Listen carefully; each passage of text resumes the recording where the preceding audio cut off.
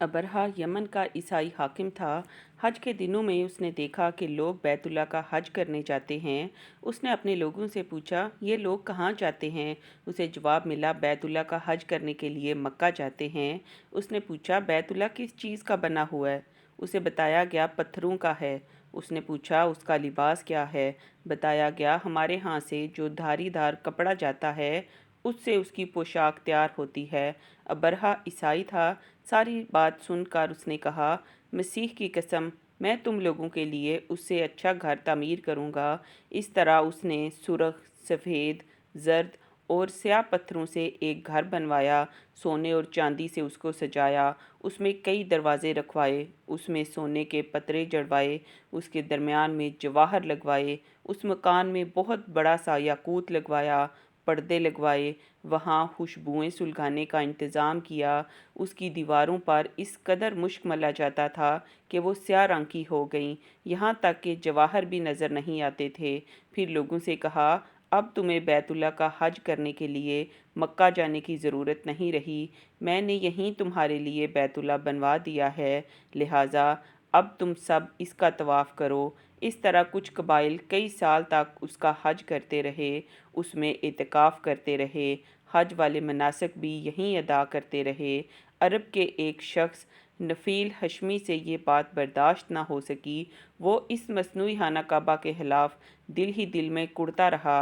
आखिर उसने दिल में ठान ली कि वो अबरहा की इस इमारत को गंदा करके छोड़ेगा। फिर एक रात उसने चोरी छुपे बहुत सी गंदगी उसमें डाल दी। अबरहा को मालूम हुआ तो सहद गज़बनाक हुआ।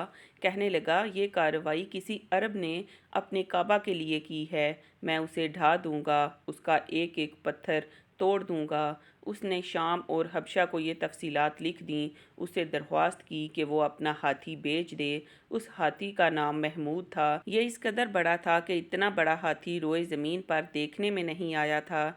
जब उसके पास पहुंच गया तो वो अपनी फ़ौज लेकर निकला और मक्का का रुख किया। ये लश्कर जब मक्का के कुर्बो जवार में पहुंचा तो अबरहा ने फ़ौज को हुक्म दिया कि उन लोगों के जानवर लूट लिए जाएं। उसके हुक्म पर फ़ौजियों ने जानवर पकड़ लिए। उनमें हज़रत अब्दुल मुत्तलिब के ऊँट भी थे। नुफ़ैल भी उस लश्कर में अबरहा के साथ मौजूद था और ये अब्दुल मुत्तलिब का दोस्त था।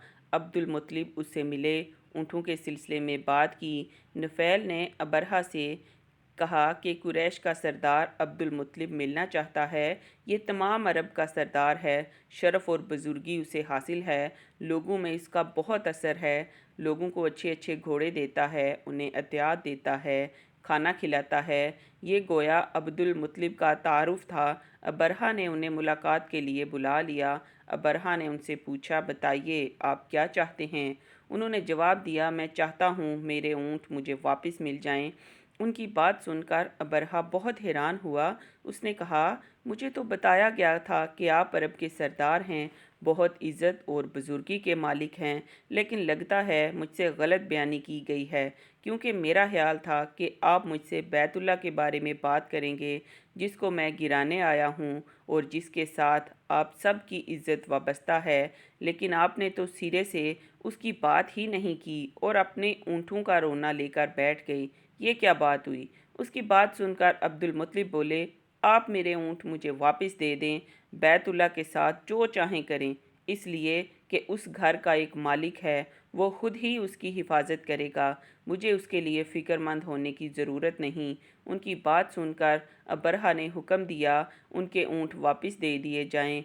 उन्हें उनके ऊँट वापस मिल गए तो उन्होंने उनके सिमों पर चमड़े चढ़ा दिए और उन पर निशान लगा दिए। उन्हें कुर्बानी के लिए वक़्फ़ करके हरम में छोड़ दिया, ताकि फिर कोई उन्हें पकड़ ले तो हरम का परवरदिगार उस पर गज़बनाक हो। फिर अब्दुल मुत्तलिब हिरा पहाड़ पर चढ़ गए। उनके साथ उनके कुछ दोस्त भी थे। उन्होंने अल्लाह से दरख्वास्त की, ए अल्लाह, इंसान अपने सामान की हिफाजत करता है, तू अपने सामान की हिफाजत कर। उधर से अबरहा अपना लश्कर लेकर आगे बढ़ा और खुद हाथी पर सवार लश्कर के दरमियान मौजूद था। ऐसे में उसके हाथी ने आगे बढ़ने से इनकार कर दिया। वो ज़मीन पर बैठ गया। हाथी बानू ने उसे उठाने की कोशिश की, लेकिन वो ना उठा। उन्होंने उसके सर पर ज़रबें लगाईं।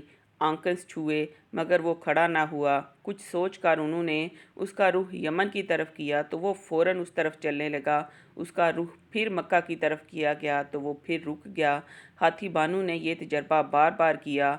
आखिर अबरहा ने हुक्म दिया हाथी को शराब पिलाई जाए ताकि नशे में उसे कुछ होश ना रहे।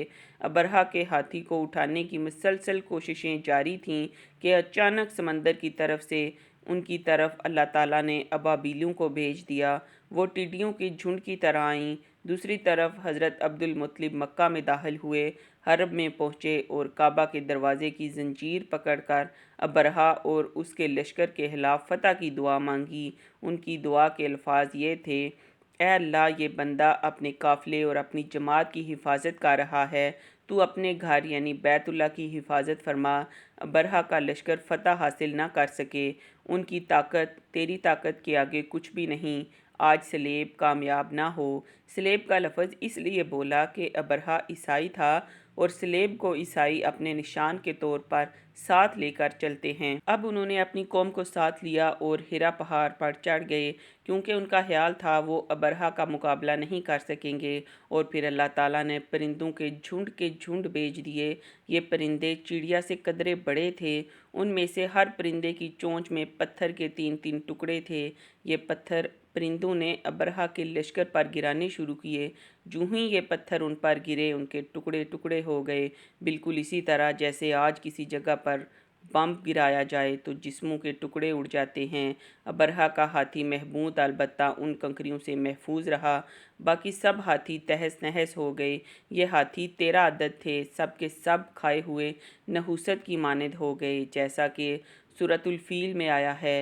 अबरहा और उसके कुछ साथी तबाही का ये मंजर देख कर बुरी तरह भागे, लेकिन परिंदों ने उनको भी ना छोड़ा। अबरहा के बारे में तबकात में लिखा है कि उसके जिस्म का एक एक अज़ू अलग होकर गिरता चला गया, यानी वो भाग रहा था और उसके जिस्म का एक एक हिस्सा अलग होकर गिर रहा था।